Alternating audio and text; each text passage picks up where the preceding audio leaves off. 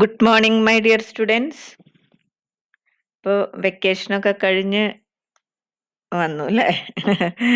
വെക്കേഷനൊക്കെ നന്നായിരുന്നില്ലേ? ഓക്കെ, ഓർമ്മയുണ്ടാവും ഒ ബി എന്തൊക്കെയാണെന്നുള്ളത്.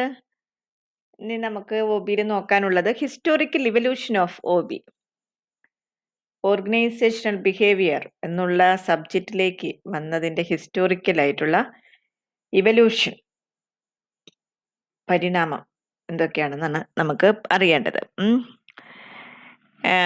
ഒ ബി എന്നുള്ളത് ഒരു സാധാരണ ഉള്ള ഒരു സയൻസ്, സോഷ്യൽ സയൻസ് സബ്ജക്ട്സിൽ നിന്നൊക്കെ ഡിഫറെൻ്റ് ആയിട്ടുള്ളൊരു ഏരിയയാണ് ഒ ബി എന്നുള്ളത്.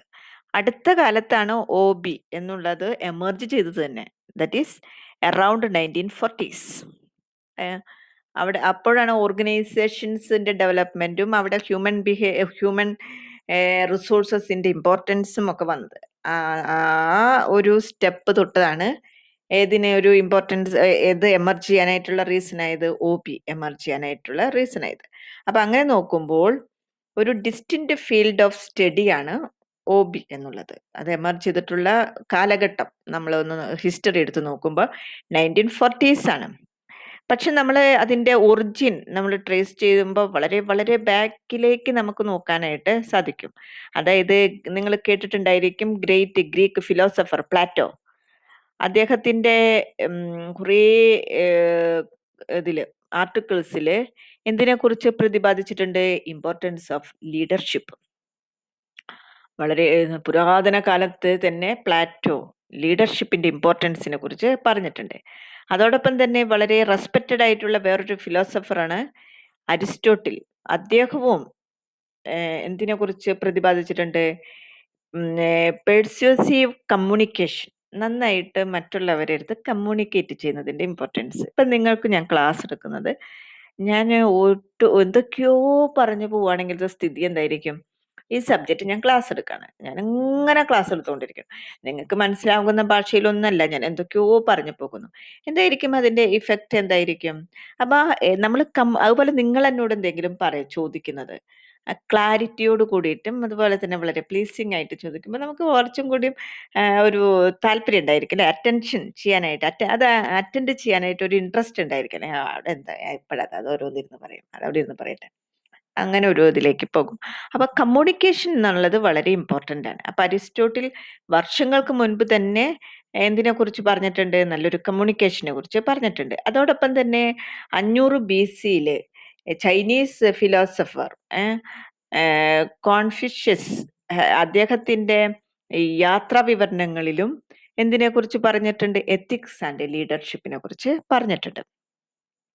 പിന്നെ വരുന്നത് അതിന്റെ ഹിസ്റ്ററിയിലേക്ക് വരുമ്പോൾ പിന്നെ നമുക്ക് കാണാൻ സാധിക്കുന്നത് ആഡം സ്മിത്ത്.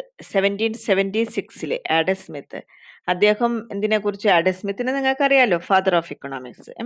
അദ്ദേഹം ഓർഗനൈസേഷണൽ സ്ട്രക്ചറിനെ കുറിച്ച് പ്രതിപാദിച്ചിട്ടുണ്ട്. അങ്ങനെയുള്ള ഓർഗനൈസേഷണൽ സ്ട്രക്ചർ ബേസ് ചെയ്യുന്നത് ഡിവിഷൻ ഓഫ് ലേബർ ആണ്. അവിടെ ഡിവിഷൻ ഓഫ് ലേബേഴ്സിനെ എങ്ങനെയാണ് നമുക്ക് ഡിവൈഡ് ചെയ്യാം? നിങ്ങൾ ഓൾറെഡി അത് മനസ്സിലാക്കിയിട്ടുണ്ട്. ഹെൻറി ഫയോളുടെ 14 പ്രിൻസിപ്പിൾസിൽ ഫസ്റ്റ് പ്രിൻസിപ്പിളാണ് ഡിവിഷൻ ഓഫ് ലേബർ. അതോടൊപ്പം തന്നെ മാനുഫാക്ചറിങ് ഇൻഡസ്ട്രീസിനെ അദ്ദേഹം കുറേയൊക്കെ എക്സാമ്പിൾസ് ആയിട്ട് കാണിച്ചിട്ടുണ്ട്. വെൽത്ത് ഓഫ് നേഷൻസ് പബ്ലിഷ് ചെയ്തിട്ടുള്ള ഇയർ ആണ് 1776.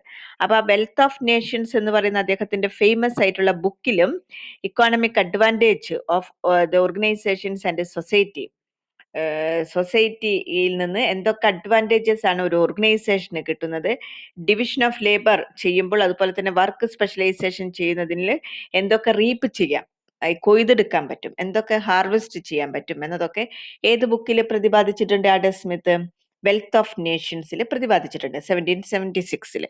പിന്നെ നമ്മളുടെ ഹിസ്റ്ററിയിലേക്ക് വരുമ്പോൾ നമുക്ക് മനസ്സിലാക്കാനായിട്ട് സാധിക്കുന്നത് 1832 ചാൾസ് ബബേജ്. അദ്ദേഹം വളരെയധികം ആഡം സ്മിത്തിന്റെ വളരെ സപ്പോർട്ടർ ആയിരുന്നു. ബ്രിട്ടീഷ് മാത്തമാറ്റിക്സ് പ്രൊഫസർ ആയിരുന്നു അദ്ദേഹം ഡിവിഷൻ ഓഫ് ലേബറിനെ വളരെയധികം എക്സ്പാൻഡ് ചെയ്തിട്ടുണ്ട്.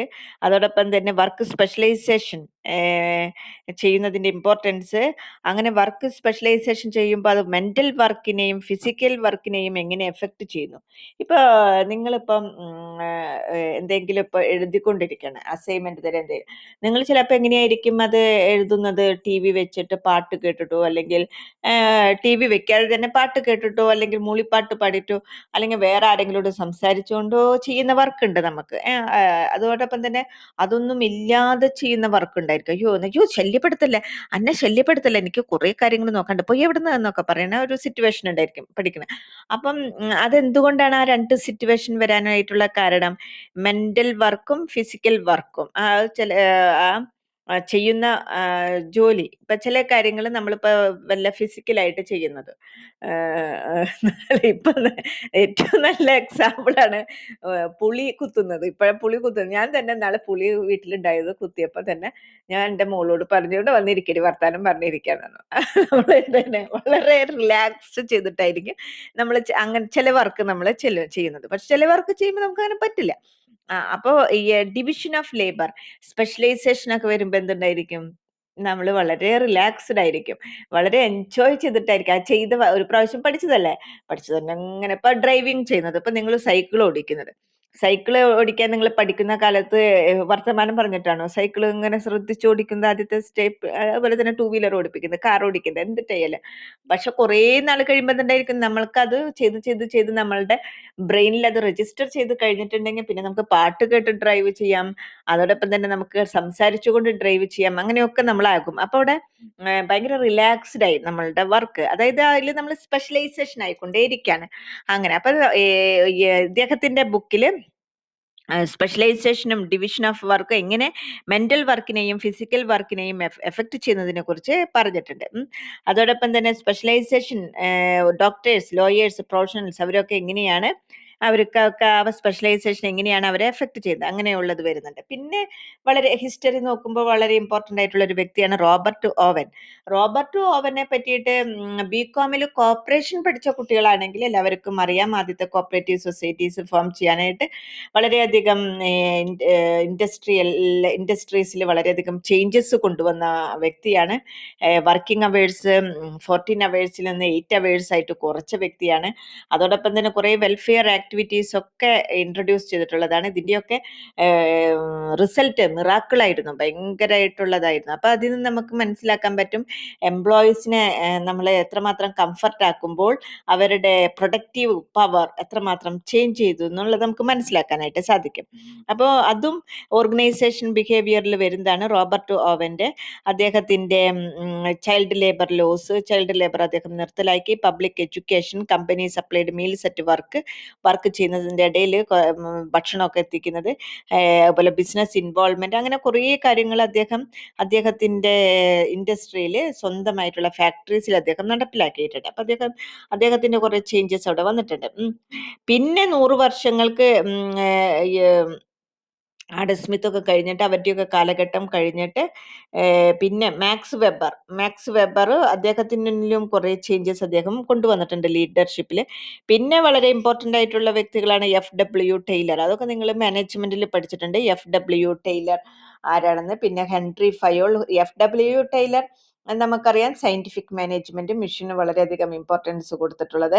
പിന്നെ ഹെൻറി ഫയോളാണ് മാനേജ്മെന്റിൽ ഇപ്പോഴും അദ്ദേഹത്തിന്റെ പ്രിൻസിപ്പിൾസ് ആണ് ഗോൾഡൻ പ്രിൻസിപ്പിൾസ് ആയിട്ട് മാനേജ്മെന്റിൽ ഇപ്പോഴും ഫോളോ ചെയ്യുന്നത്. 14 പ്രിൻസിപ്പിൾസ് ഓഫ് ഹെൻറി ഫയോള്. ടൈലറുടെ ആണ് സയന്റിഫിക് മാനേജ്മെന്റ് പ്രിൻസിപ്പിൾസ്.